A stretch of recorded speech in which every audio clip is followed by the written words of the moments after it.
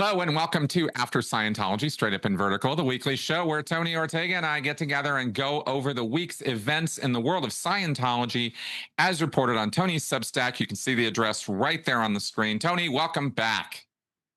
Thank you, Chris. As you can see, I'm not at home. I'm on the road this week. Little under the weather, but I'm doing okay. I'm just hoping the internet is strong enough here. Am I coming in loud and clear? Yes, absolutely. And well, interesting week. And I get to say this week I contributed a little bit. We were not going to go over the whole article, but I did get to drop an article on your Substack this week. It was fun to write. I might do that again sometime soon. I hope so. Yeah, I might have some things to say about something else with Scientology. So let's go ahead and get started with our first story. And this was a good one. I liked your coverage of this, and that was an interview that Claire Headley and Tom DeVock did, where they basically shared information about their experience with the death of Stacy Moxon. Can you break this down for us? Yeah, so I mean, this is something we've talked about for years, this terrible, gruesome death that happened at Int Base. And last week, Claire and Tom, on the 25th anniversary of the death of Stacy Moxon Meyer, they held a live video and did a really great job explaining why all the evidence points to her ending her life, and not this story Scientology put out that it was an accident and she put a ladder down into this high voltage vault in order to save a squirrel. Nonsense. And Claire really had some amazing facts that she put together. I don't think I've ever seen anybody put this story together as well as she did. And then Tom had some really great observations about the folks there at the time and why Stacy Moxon would have found it so difficult and so depressing, and why she didn't see any way out. The reason I wanted to write something was that there was something that happened more recently that I felt was a chilling and awful sort of new chapter on that story. And that is, again, Claire laid it out. This was a 20-year-old woman in the Sea Org who was very depressed about her situation. Her husband was in LA. She was in base. She couldn't see him. And she threw herself on this horrible high voltage vault.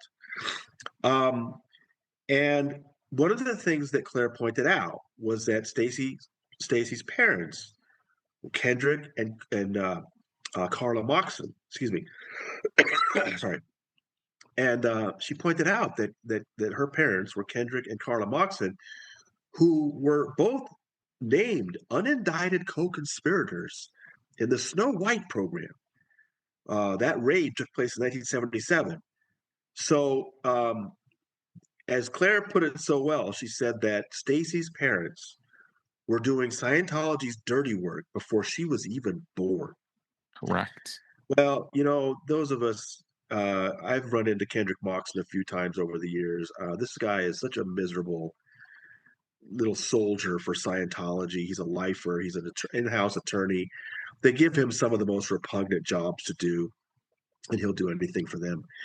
And the thing I wanted to point out that happened more recently, a few years after Stacy's death, was that, and this came out in testimony in the Danny Masterson criminal case, at the preliminary hearing in May 2021, I believe, and then at the actual trials that put him in prison. Jane Doe 1 of the three Jane Does explained that, her attack happened in April 2003. And she resisted Scientology and did go to the LAPD a year later in 2004. Scientology then, and just to show you how much Scientology wanted to keep her from reporting Danny to authorities, they actually convinced Lisa Marie Presley, who was one of Jane Doe 1's best friends, to try to talk her out of going to the police. Incredible. Right. That came out in the trial. So she did report that crime to the police in June 2004, I believe. And then Scientology did everything it could to wreck that investigation. They had all these Scientologists go down, submit affidavits calling her a liar, and the LAPD gave up on it. So now it's August 2004. Jane Doe 1 has defied Scientology to go to the police. It has not worked out for her. She and her father are waiting to see what the ramifications are going to be. Her parents were very important, wealthy donors for the church. Well, the news finally arrived on what the penalty they were going to pay arrived in the form of Kendrick Moxon. Right, Moxon came to the house, handed Jane Doe 1 a handwritten note from Danny, and then explained to her dad what the situation was. That they had a declare order declaring Jane Doe 1 suppressive sitting on the desk of Master at Arms Julian Swartz. But and see, this is what they feared, that if the church declared her, her parents were super Scientologists, and it would be really difficult for them to have to choose between the church and their daughter. And we see, like in the case of Tom Cruise, sometimes they choose the church, right? So this was what they had feared. And here it was. Yes, we have a declare order. Or Moxon pulls out this document and says she can sign this non-disclosure agreement, promise never to say anything about Danny ever again, and Danny will give her some money. And she says she testified in court that she just felt she had absolutely no choice and had to sign it. But what was incredible to me, and she testified to this multiple times under oath, that the way Kendrick Moxon presented it to her dad was, he said to her, "Let's see if we can save your daughter and prevent the way I lost mine." And they would have known that his daughter had died this terrible death. So, I think that acknowledges Kendrick Moxon knows full well that Scientology killed his daughter, basically, and that he was using it to twist the arm of another family to keep them in line. It's just horrible, isn't it, Chris? It's disgusting. And it actually speaks to something I'll comment on right now, just in terms of something that doesn't get talked about very much. And so I think this is something important to say here. Scientology and cultic belief is not just about a set of ideas that you believe in. It's about subscribing to a whole different set of morality. It rewrites your ideas of good and bad and right and wrong, right? And that's one of the things that can sometimes wake people up, is when they are assaulted too much by the cult's wrongdoing and they go, whoa, and they wake up from it.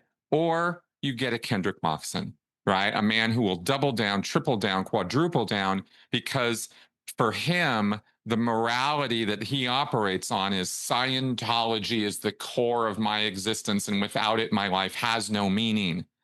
Right. And I don't have to, it doesn't have to think those exact words, but I'm just talking thematically, right? Like what's this guy doing?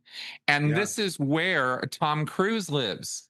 This is why you can give up your family, because your family ties aren't as strong as this, I know. And I know it's so hard for people to understand this. I've tried to explain it to them. I know they think Tom's only in because he's being blackmailed over his folders or something. No, Tom actually believes this.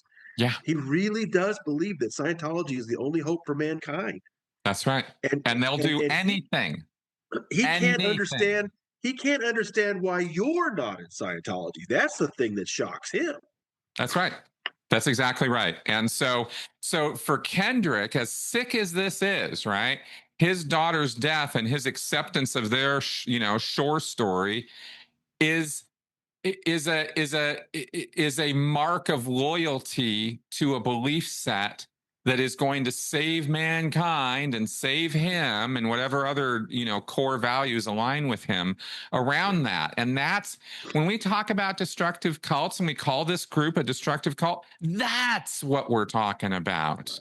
I really wanted to really push that on this one, because Kendrick has been a guy that has been, people just, they get a little bit of exposure to this guy, whether it's through his machinations to get out of the raids in 1977, or whether it's this thing with his daughter, or whether it's the purchase of the Cult Awareness Network. He was involved with that whole thing. He'll do anything for this group, because his idea of what's good is anything that forwards Scientology, and he will ruin anyone for that, And of course, I want to encourage folks to check out the story and check out Claire and Tom's video, because they go into so many details about life at the Gold Base and what it was really like there. And let me also just say, on a personal note, I knew Stacy and I knew her husband because they came out of LA. And so I worked with them for a very brief period of time. It's not like I was close friends, but Yeah. when she died, I mean, I was like, what? And of course, we got the whole story down to us too. And what were we going to do? I mean, not believe it? Of course we were going to believe it. So I thought, we all mourned her loss. And this was just another one of those things that when I got out, I got the whole story on it on the internet. And it was just one more nail in the coffin for me of, holy cow, what the hell have I been involved in? Right. So, so this does, so I connected with this on that level as well. Okay, let's go to the next story here, because there's some interesting stuff this week. The second one being, I'm going to totally lead with this, is the two words you never want to see together: Scientology and chiropractor. I love that line. What was this? What was the update on this one? Yeah, Scientology targets chiropractors, veterinarians, and dentists with this wise business consulting front they have. And they've been somewhat successful in getting some of these professionals involved in Scientology. And then time and again, we've seen them get into these terrible legal jams because I think their moral compass gets compromised, I guess. But anyway, this particular duo, Steve Peyroux and Brett Dedelich, we've been keeping an eye on for several years. And the scheme that got them most recently in trouble was they were marketing these injections of stem cells, which were garbage. But people are desperate, they're in pain. Oh, you're going to inject stem cells? That sounds like a magic cure, and so people pay a lot of money for them. And not only were they promoting that, they would actually kind of creating sort of like an MLM with other chiropractors to recruit chiropractors to make the injections. Well, it was all bogus, and the FTC and the state of Georgia came down pretty hard on them and fined them $5 million. We heard about that. It was in January. I actually wrote about it in March. But about 3.3 million of that was restitution for these victims that gave them money for nothing. So I got a tip from a reader and said, you should check on those guys. And sure enough, more has happened just recently. They had a certain amount of time to pay that money, and all they've paid so far is $1,400 out of the $5 million they owe. And so the state of Georgia then filed new papers with the federal government, federal court, asking the federal court to declare them in contempt and go after them. And then the court asked them to file a supplemental report about their ability to pay. So there's all this reports about, the houses they have, the money they have. The state of Georgia is saying that these two Scientologist chiropractors are living a lavish lifestyle because they're always trying to recruit other professionals into their schemes, and so they have to look like they're very successful. So they're telling the government they don't have any money to pay, but they're putting pictures of themselves up on Instagram of partying in Cancun and all this stuff. So the state's not amused and really wants, and then they responded by claiming that their attorney has been trying to get a hold of the state to work out a payment plan. State totally denies it, and they're really unhappy. And they actually asked the federal court to incarcerate these guys. Well, in the meantime, the U.S. Department of Justice announced just a few days ago that it has completed the largest national investigation of medical fraud in the Department of Justice history. And they have indicted a bunch of people, 4 of them in Louisiana, and one of them is Steve Peyroux. And what they said that he was doing was a law passed in 2022 that would allow Medicare patients to request COVID tests, a certain amount they could request every week or something, and the government would pay for it. And Peyroux apparently saw an opportunity, and so he bought lists of Medicare patients and began making requests on their behalf that they never made. Ultimately, he billed the government $12 million for COVID tests. Okay. And Jeez. so he's in a lot of trouble. And, it's just, what does it take before these Scientologist chiropractors get actually put behind bars? Well, we're going to find out Wednesday. Peru has his initial appearance and arraignment in a New Orleans court. So, combined with the fact that the state of Georgia wants to put him in jail and the Department of Justice now wants to put him in jail, we'll see what happens this week. But these guys just never stop. It's amazing. Oh, it's par for the course, I'll say, right? In other words, it's pretty typical behavior in a lot of ways out of Scientologists. There's a lot of ways I could comment on this. Let me say, obviously, building on the moral thing I mentioned earlier, this is part of this. But this isn't just like, oh, yeah, let's give these guys a pass because Scientology brainwashed them. That's not my point at all with that, right? It's that it turns people evil and then they come up with new and creative ways to be evil. I mean, billing Medicaid or billing the government $12 million for COVID tests is beyond the pale. It's beyond the pale. That's Scientology didn't tell these guys to do that. They did that, right? And this is where we will see prosecutions happen. You and I get frustrated over the years endlessly about how the government won't go after Scientology institutionally, but they'll go after individuals pulling this crap. And you made a great point about this sort of trap of the MLM promotion versus the reality, right? Because most people promoting multi-level marketing are broke ass bitches, but they have to put on this show that they're so successful. If these guys have multiple houses, though, they are just they probably are living high on the hog. There's a Well, I mean, but the point is that they owe $5 million in Georgia, yeah, and he's accused of taking in $12 million in New Orleans, in Louisiana. right. So why couldn't he pay? So that's Oh, why I of think the course, government's really pissed, because he must. absolutely. And then he's advertising these schemes for how to hide your money overseas. So that's the point they're making to the court, is that these guys have money, they're just hiding it from us, and we need to get that money. So There you go. There you it'll go. be interesting to I see have what to. happens then. I would love to see their receipts from Flag. I wonder how much Scientology's getting off these guys for this stuff. How much fraudulent money is lining Scientology's coffers right now? Probably millions and millions. Okay, well, we'll see. I'm going to follow. I'll be very curious about the Wednesday report and where this goes. Yeah. Now, the next one is we've been covering these museum pieces that Scientology has been opening, and there's a new one they opened in Zimbabwe. Right. So this is the third of the three that Muscavage promised this year. They buy these old properties where Hubbard had spent some time and turn them into shrines of him. And so in April, they restored the house in Elizabeth, New Jersey, where he was living when Dianetics was published. In May, they opened a new restored house in Phoenix, Arizona, where he had spent some time in 1954 when he was getting the Scientology out of the Dianetics mess. And then this house that they just opened last week is in, at the time he was living there in 1966, it was called Salisbury, Rhodesia. Today it's called Harare, Zimbabwe. And, it's a nice house. They've restored it, made it look just like he was just living there in 1966 and all that.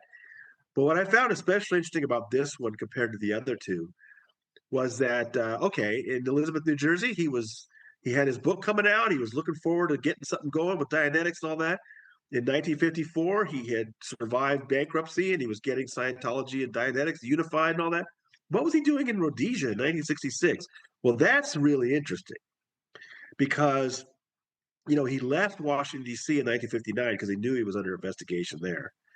And then he knew things were getting hot for him at St. Hill in England because he was being investigated there. He needed some place to go where he didn't have these governments breathing down his neck.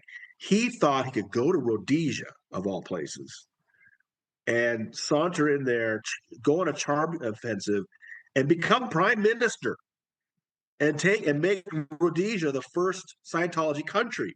He also was telling people that he expected nuclear war to come soon and the northern hemisphere to be wiped out, and so they needed some southern hemisphere base, whatever. Anyway, so at the time, of course, Rhodesia was a white minority government and very right wing. And so, and there was a lot of controversy over that. And so, what Hubbard did was he got there, and in one of his, ways he was going to become the leader of the country was he wrote his own constitution for Rhodesia.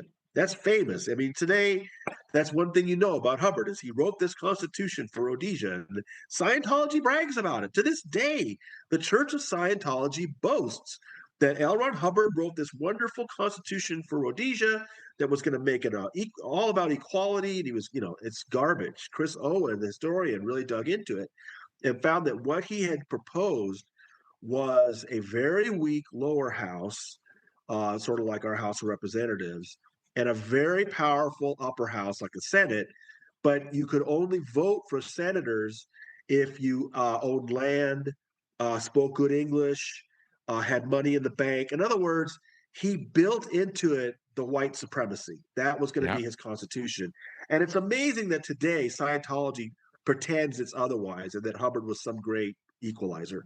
So I was interested, of course, I'm always interested when they put these slideshows up to see who the local shills are that they get to speak. And they had a selection of these folks, but they were bragging about the Constitution. It's incredible, Chris, that Scientology just lies about it. They have shills there to lie about it. But anyway, it's another one of these shrines that I think very few Scientologists will actually go to. I think they're more for bringing in politicians and other leaders to kind of safe point them on who Hubbard was. But they spend a lot of money on these places. And Dave does not go to these, by the way. They had 3 nice grand openings in New Jersey, Arizona, and Zimbabwe, but that's beneath Dave. Dave doesn't go to these.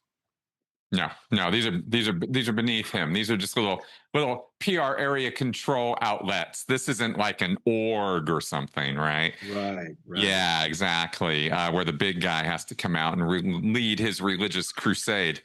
I got to say one thing, just because you really laid it out. Let me just add, if you all out there, if you really want to dive deep into Hubbard's racism, this area and time is where it really comes to the fore. There's not a lot of overt.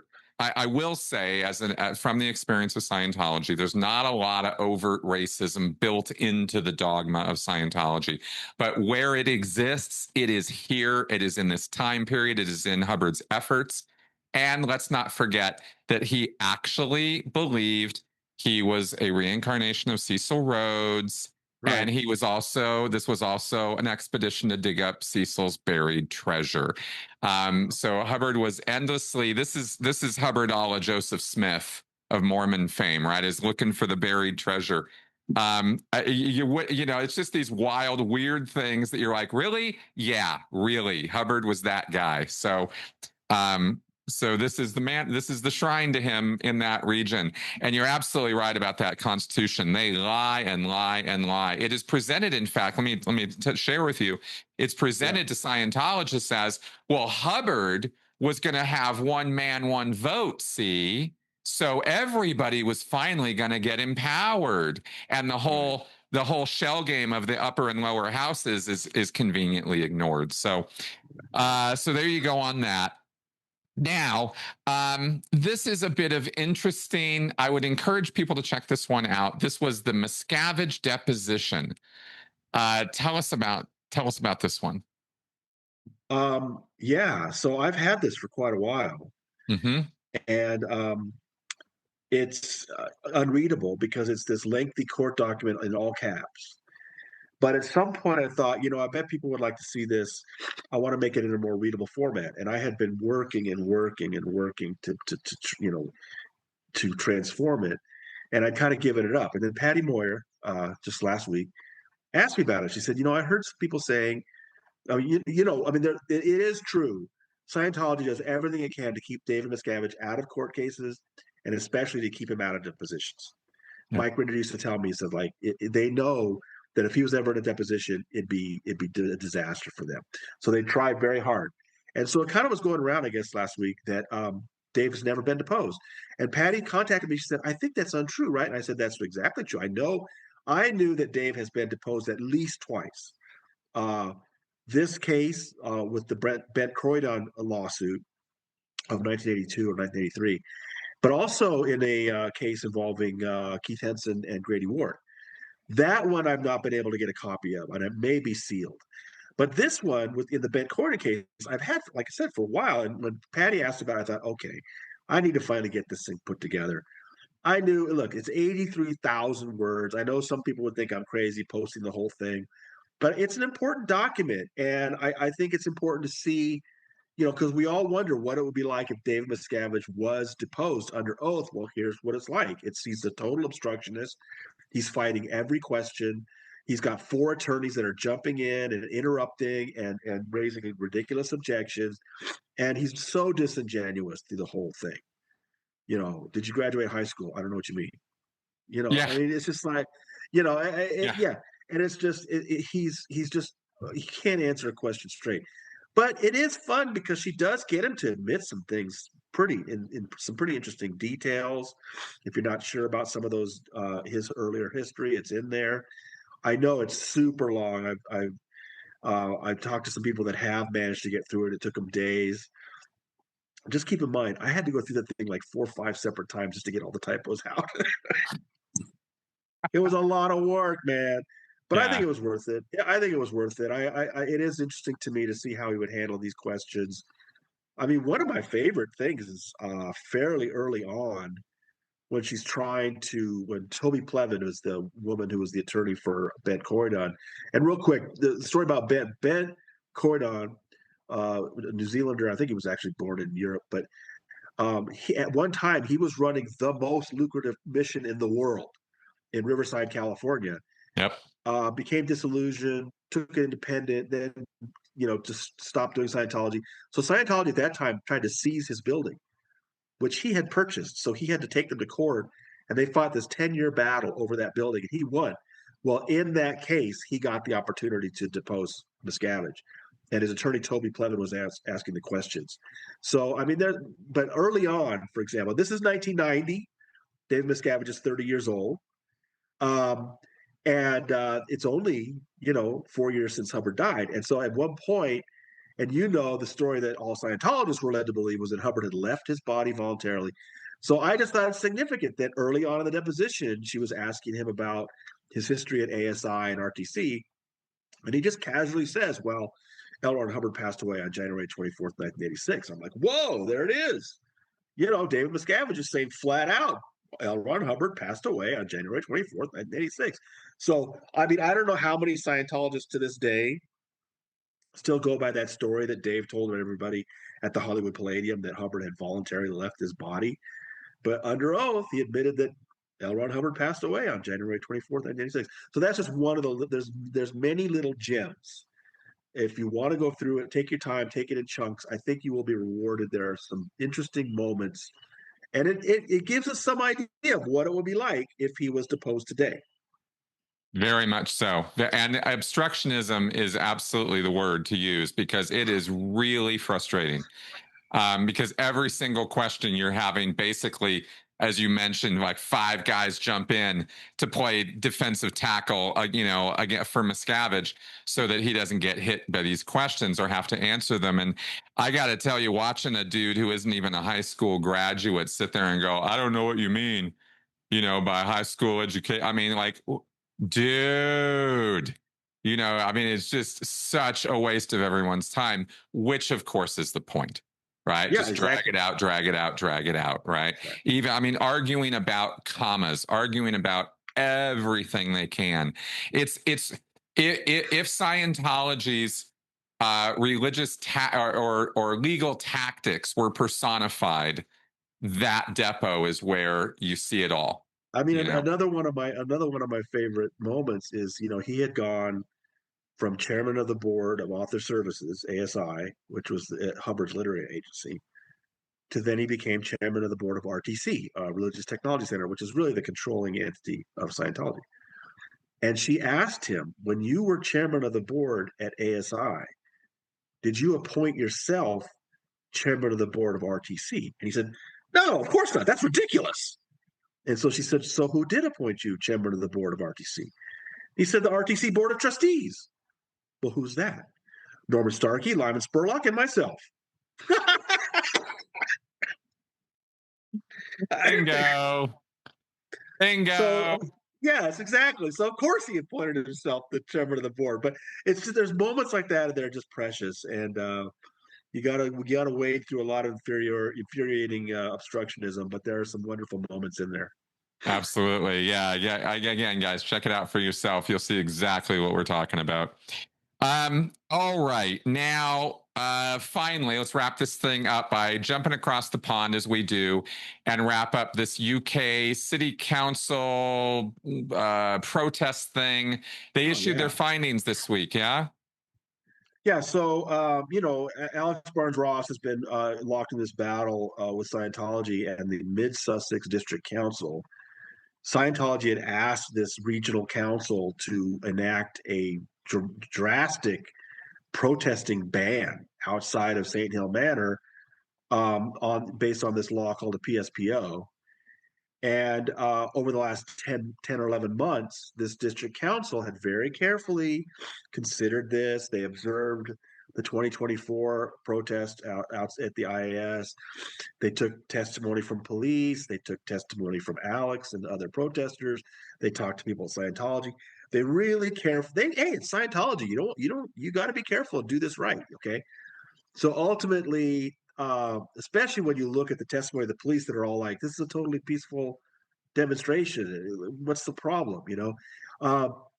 So the council decided that they were not going to follow Scientology's request and propose a ban, but enact a ban. But then at the last second, Scientology withdrew its proposal.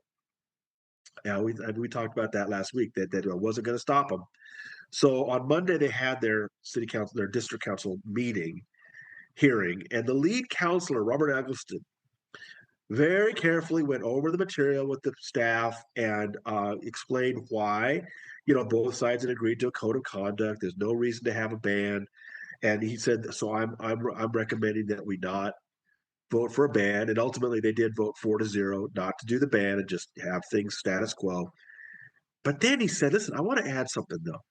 And he talked about how shocked he was that Scientology had included these dossiers on protesters. And I had mentioned that we talked about this, Chris, that that struck me too, because once the process was done, all of the materials were made public, and I was able to look at, okay, what was the case Scientology made for this ban? Yep. And one of the things they did was they submitted dossiers on some of the protesters and pointed out that this one has a minor criminal record, whatever, and all their pictures were blacked out and their specific information was blacked out. And during the meeting, the lead counselor Eggleston turns to the staff and he said, this material that was given to us was not redacted, right? They're like, no. So the redaction was done by the council.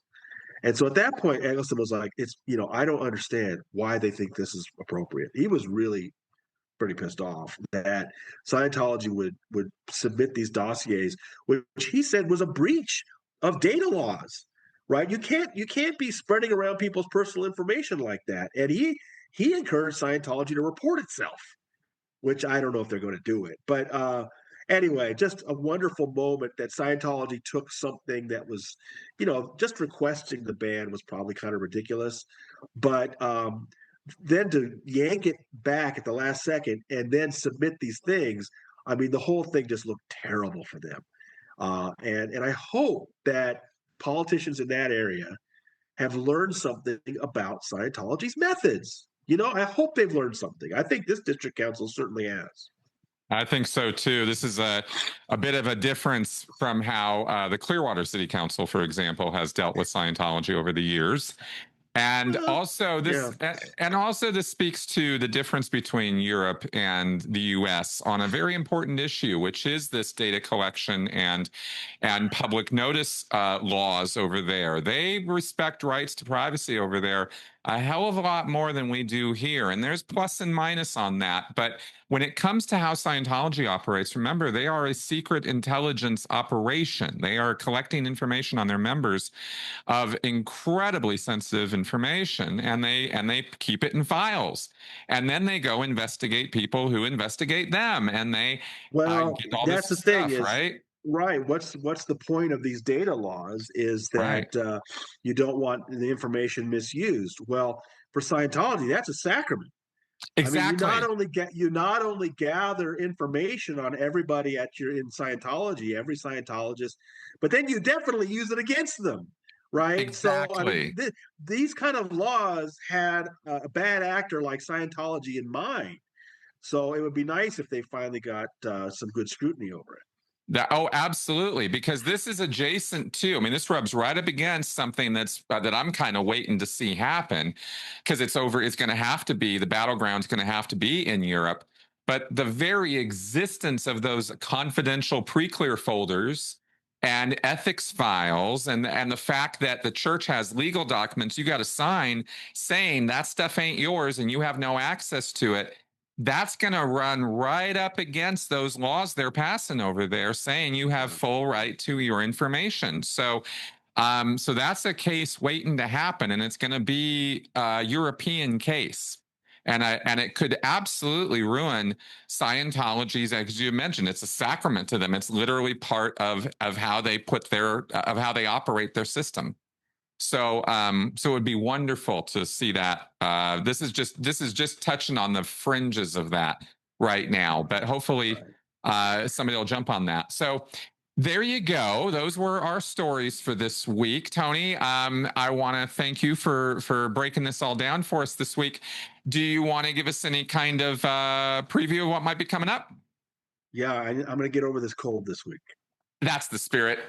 Okay, good.